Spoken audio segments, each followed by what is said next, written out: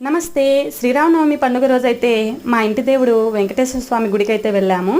ఇవాళ అభిషేకం అయితే మనమే చేశాము, అందుకనే కొంచెం తొందరగానే వెళ్ళాము. అభిషేకం అయ్యాక పూలు, పండ్లు, దుస్తులు ఇలాంటివన్నీ దేవుడికి సమర్పించాము. పూజ అయితే చాలా ప్రశాంతంగా జరిగింది. ఉదయమే వెళ్ళడం వల్ల జనాలు కూడా ఎవరూ లేరు.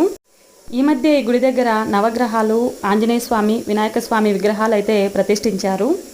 పూజంతా అయ్యాక మా పిల్లలైతే భగవద్గీత శ్లోకాలు, గోవిందనామాలు ఇలాంటివన్నీ చక్కగా చెప్పారు. కేవలం గుడికి వెళ్ళామా వచ్చామా అన్నట్లు కాకుండా అప్పుడప్పుడు పిల్లలకైతే ఇలాంటివి నేర్పిస్తూ ఉండడం ఎంతో ముఖ్యమని నా అభిప్రాయం. గుడి అయితే కొండ ప్రాంతంలో ఉంటుంది. చూడ్డానికి చాలా బాగుంటుంది, అలాగే ఎంతో ప్రశాంతంగా కూడా ఉంటుంది.